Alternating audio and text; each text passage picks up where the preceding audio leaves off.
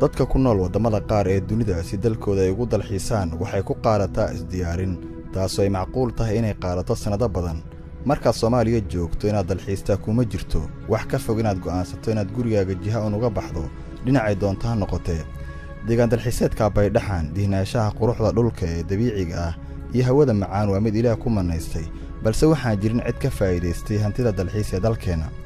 Baydhaxan Muqdisho waxay uga beegan tahay dhinaca koonfureed qiyaas ahaan waxay caasimadda u jirtaa 17 kiiloomitir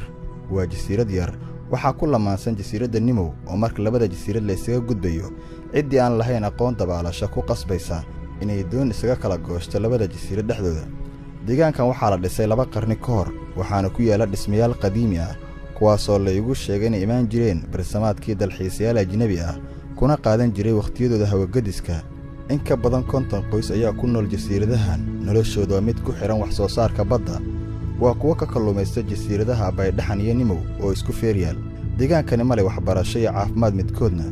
waxaana ku yaala hal dugsi quraan kaasoo ku hoos yaal jabal la qoray ardaydana waxay ku dhigtaan quraanka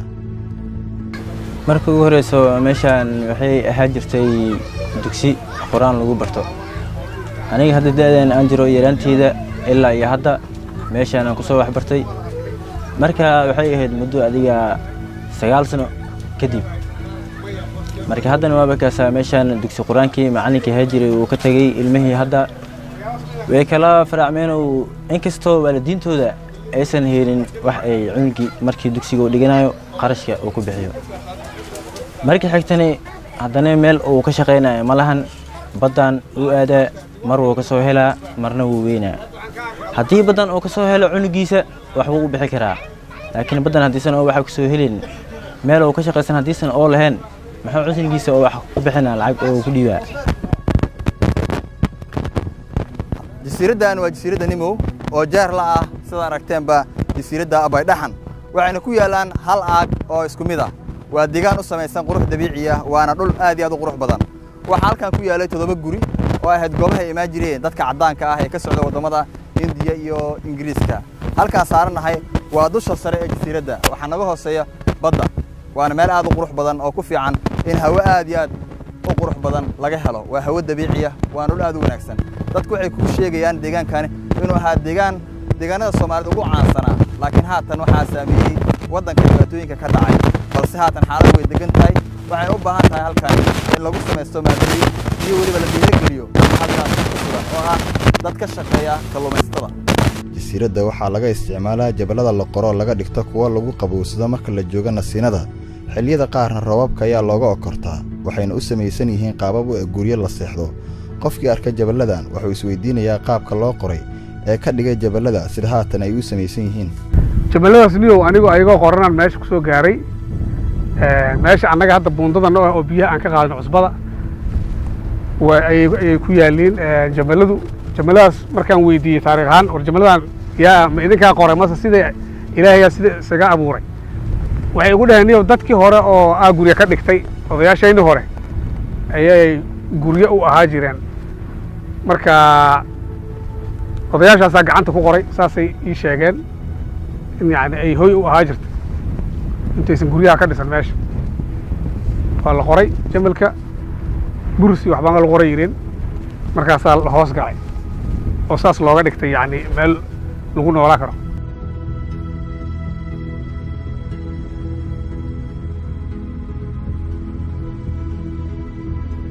maadaama aan loo soo dalxiis tagin xilligan jasiiradda Baydhaxan dadka degani waxay xoogga saaraan kalluumaysiga badda waxayna u suuq geeyaan kalluunka ay badda ka soo jilaabtaan suuqyada Muqdisho maadaama suuq weyn oo kalluunka lagu iibiyo Baydhaxan uusan ku oolin wallahi kalluumaysiga badda ka shaqeysana fahamno macna badda ka shaqeysana macna daambiri iyo malaha yumbi aan kalluumaysana waxay ku soo saaraan madiinana geysana madiina u gadana banda marka xilli waxa jirto oo macna oo shabaag lagu gaado iyo xilli waxa jirto fiilo lagu gaado marka hadda waxa lagu jiraa xilligii shabaagta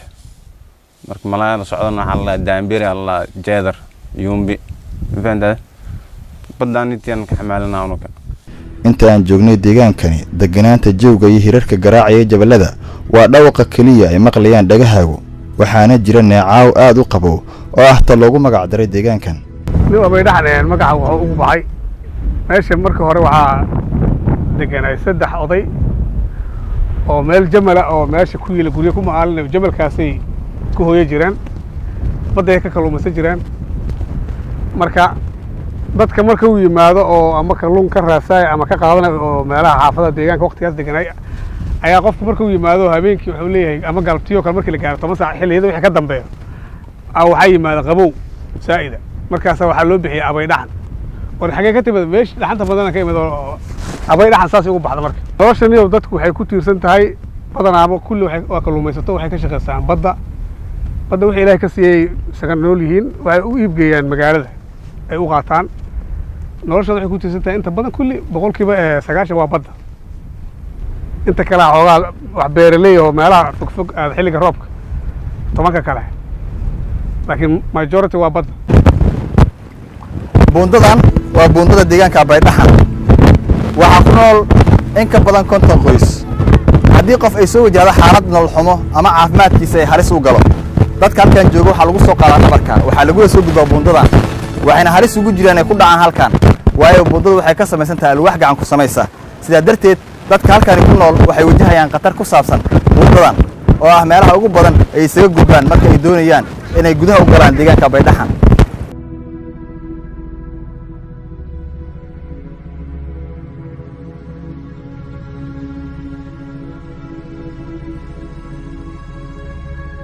qataraha ay wajahayaan dadka ku nool jasiiradaha Nimo iyo Abay Dhaxan xilliyada ay doonayaan gargaarka caafimaad waxay aadaan deegaanka Jasiira ama magaalada Muqdisho oo in xoogaa u jirta jasiiradda mararka qaarna waxaa dhacda iyadoo la gaarsiin bukaanka halkii loogu talagalay inuu u dhinto meesha loo wado oo ku dheeraata Abay Dhaxan hal masjid ayaa ku yaal kaasoo dhisan xilli aad u fog waqtiyada fasaxyada waxaa deegaankan dadaan badnayn ay u yimaadaan dalxiis wallahi meeshan dalxiis waxa loo yimaadaa maalinta Khamiista iyo Jimcaha ay dadka badan ay yimaadeen ay fasax leeyihiin kadibna waa ka gudoomaan xaafadooda aadaan waxayna u yimaadaan badan jawigeeda iyo qabowgeeda iyo nadaafadeeda u yimaadaan marka ilaahay ku nolosha dawladda badan waa mid ku tiirsan kobcinta dalxiiska iyo ka faa'iideysashada dakhliga ka soo gala dalxiiska balse Soomaaliya sidaas ma aha waa wadan la dhul dalxiis oo waa sax balse indhaha dadka dunida ma arkaan wax ka badan in dhulkaasi yahay mid halis ah Maxamed Ciise Koona Goobjoog Muqdisho